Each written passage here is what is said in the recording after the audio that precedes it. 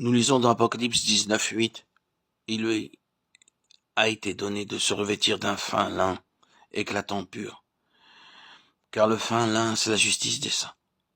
Nous devenons justes par la justice du Seigneur et non par nos bonnes œuvres. Tout d'abord, nos péchés sont pardonnés car le Seigneur Jésus-Christ est notre sacrifice d'expiation. Maintenant, nous devenons plus justes en recevant plus de sa vie. Si nous désirons devenir plus justes, nous ne pouvons pas dépendre de nos propres efforts. Mon vêtement est-il blanc, ma lumière brille-t-elle? Ceci montrera si je suis juste. Sa lumière nous sera montrée plus pleinement et clairement à mesure que nous devenons plus justes.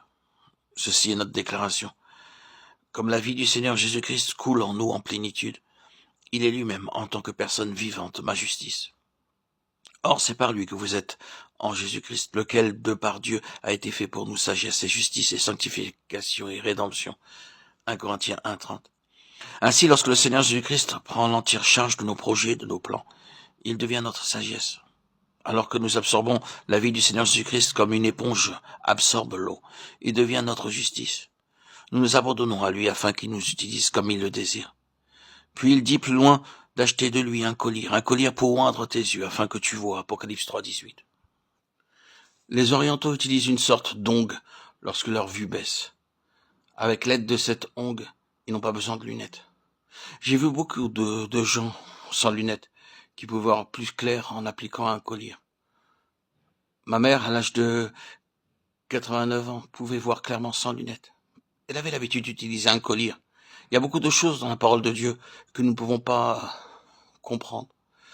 Alors nous allons vers lui et il nous donne le collier spirituel. Et nous commençons à comprendre ces choses. Comme dit le psalmiste, ouvre mes yeux pour que je contemple les merveilles de ta loi. Psaume 119:18.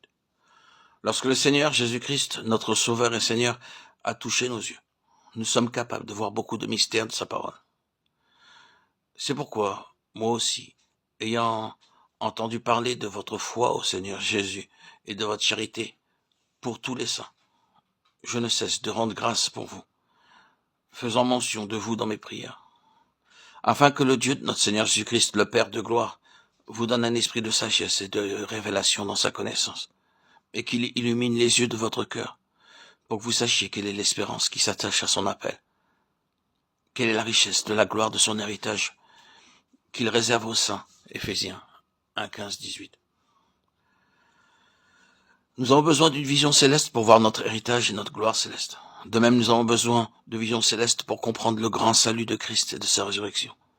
Ainsi, nous avons à prier chaque jour, Seigneur, Jésus, voudrais-tu toucher mes yeux afin que je puisse voir les mystères cachés de ta parole? Ceci ne viendra pas par connaissance. Agenouillez-vous, n'ayez pas honte, ne recherchez pas trop de confort et priez. Seigneur, ceci est ta parole. Je suis stupide, touche mes yeux maintenant. Je désire voir tes choses cachées. Et ceci est la promesse du Seigneur.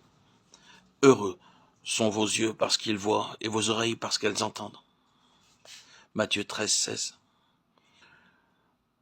Le Seigneur doit toucher mes yeux. Ce n'est qu'en permettant à Dieu de tel toucher que je peux voir ces mystères célestes. Je n'ai jamais lu de livre sur l'Apocalypse lui-même. Je me suis juste agenouillé avec quelques feuilles de papier ici et là, et j'ai persévéré dans la prière. Seigneur, s'il te plaît, montre-moi les choses que je ne pourrai jamais voir dans aucun autre livre, ou entendre par aucun prédicateur, ou apprendre d'aucun docteur. Seigneur, enseigne-moi toi-même ce qui est écrit dans l'Apocalypse. Alors j'ai commencé à voir. Je vis clairement que Dieu a caché dans sa parole beaucoup de mystères. Vous aussi, vous devez réclamer par la foi cette révélation, et jour après jour, vous verrez les différents passages ou portions de nombreux messages cachés, de mystères célestes. Vous réjouir, vous conduire et vous fortifier dans votre marche. D'expérience. Vous avez 7 expériences. La première est l'amour. La deuxième est de souffrir joyeusement sans murmurer. La troisième est la séparation d'avec le monde. La quatrième est l'affranchissement des coutumes, des traditions, des rites et des cérémonies humaines. La cinquième est de veiller pour être prêt pour sa venue. La sixième est l'entrée par les portes ouvertes en apprenant comment gagner des âmes pour lui et en trouvant celles qui sont préparées par lui. Et bien sûr, la septième est une foi forte et active, une foi vivante et pleine de vie. en utilisant un collier spirituel afin que nous puissions comprendre ces mystères célestes. Par ces simples choses, nous sommes qualifiés pour notre part dans l'héritage spirituel céleste et glorieux dans le Seigneur Jésus-Christ.